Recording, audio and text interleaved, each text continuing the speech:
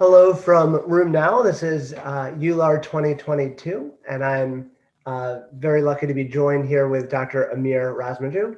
Just gave oral presentation 0275. Dr. Razmjou, you're at UCLA, and I know you're currently over in Copenhagen. Tell me a little bit about yourself and this project. Yeah, thanks for having me, Eric.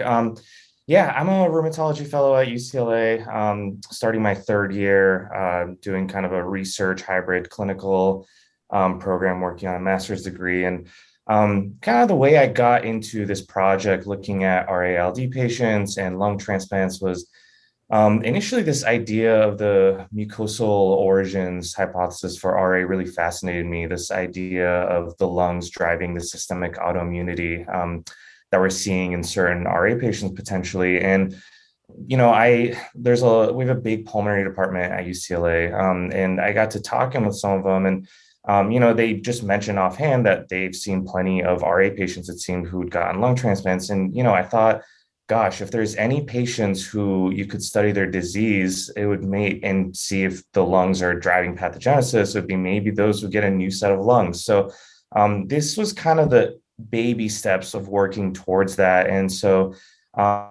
basically got through our database, collecting the EMRs at UCLA and trying to see basically, do we have enough patients to even start looking at this? And lo and behold, we found about 42 patients who'd had RA-ILD and underwent lung transplant in our centers. And so as a first step, I worked with my mentors and tried to basically look at survival and try to see if there's anything that's actually acting as a predictor for mortality in these folks. And tell me a little bit about what you found. Yeah, and what we found was, our overall patient size was 42, which doesn't sound very high, and I would agree in most situations.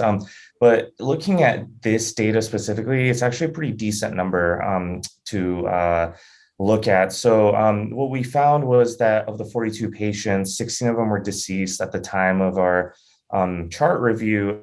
And we basically looked at overall mortality was one of the main things we tried to look for. And it was a median of about 5.3 years using Kaplan-Meier curves.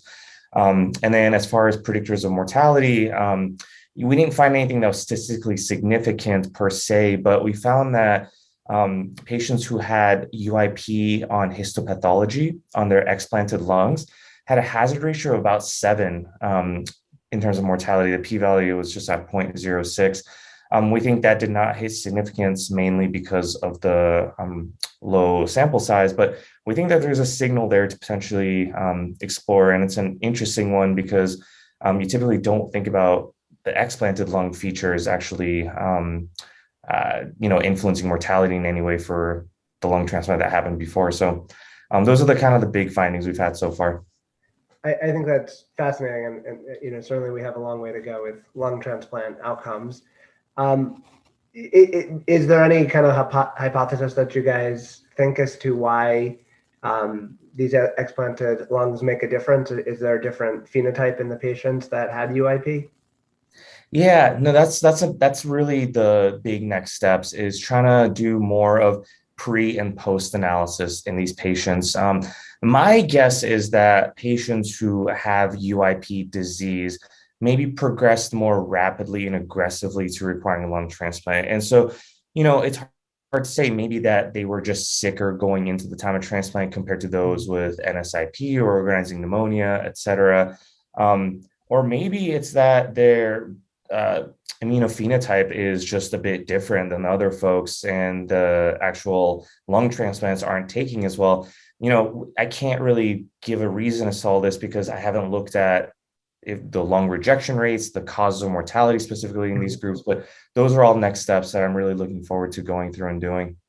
Yeah, I think this is a great study. I think, as you said, 42 is a pretty good number in this particular population. So it'd be interesting if we could pair together with some of the other transplant sites and get some more numbers to look bigger, because definitely be great to find some significance. But I think it's definitely very interesting results and an interesting trend that you were able to highlight.